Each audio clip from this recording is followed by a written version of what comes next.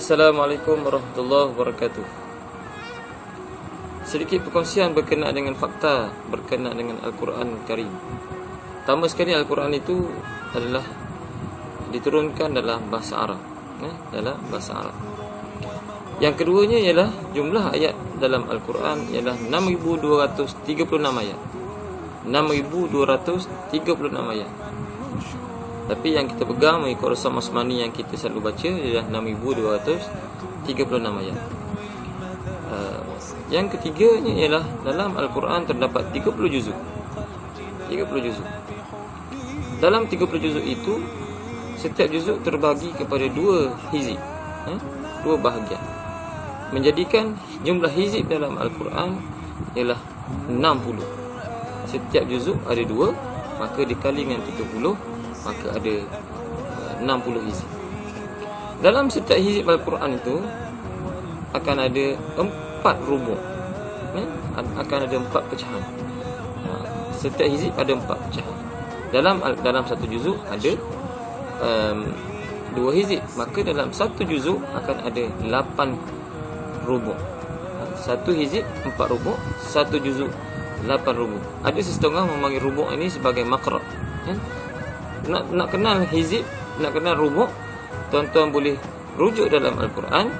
Tempat yang tuan-tuan tengok dekat wakaf yang bernombor tu, ada kadang-kadang ada wakaf yang bertanda bintang, bertanda bintang. Di tepinya, di hujung muka surat tu akan ditulis sama ada hizib ataupun ditulis tentang rubuk.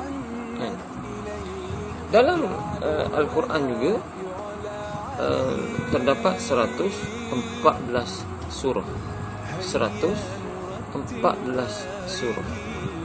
Daripada 114 surah ini, surah yang paling panjang ialah surah Al-Baqarah. Surah Al-Baqarah. Surah yang paling pendek ialah surah Al-Kautsar. Surah Al-Kautsar. Mungkin surah Al-Kautsar ini surah yang agak famous. Dalam bulan Ramadan ini, imam-imam boleh baca ketika mana salat sunat tarawih. Apa lagi fakta yang menarik berkenaan dengan Al-Quran? Al-Quran ini diturunkan kepada Rasulullah sallallahu alaihi wasallam dalam tempoh lebih kurang 23 tahun. 23 tahun.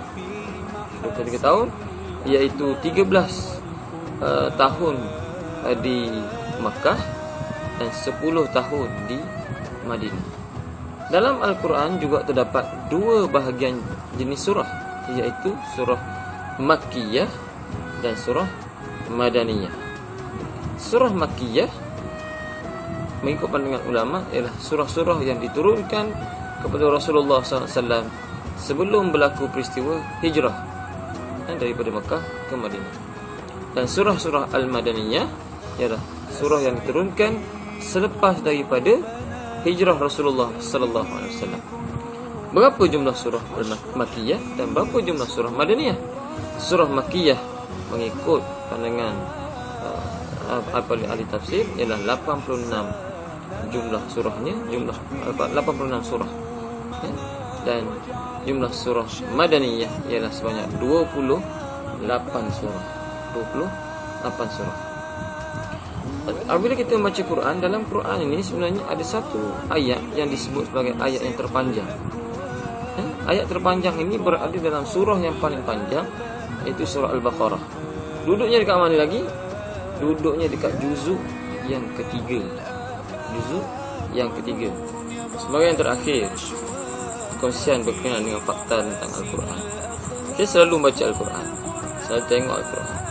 Mungkin ramai yang tak perasan, iaitu dalam Al-Quran setiap juzuk ada 20 muka surat. Setiap juzuk ada 20 muka surat. Konsisten. Juzuk 1 sampailah ke juzuk yang ke-29. Kecuali juzuk yang ke-30. Juzuk yang ke-30 ada 23 muka surat. Juzuk yang ke-30 ada 23 muka surat. Dan Al-Quran muka surat terakhirnya pada muka surat 604 muka surat. Dan setiap muka surat ada 15 baris ayat.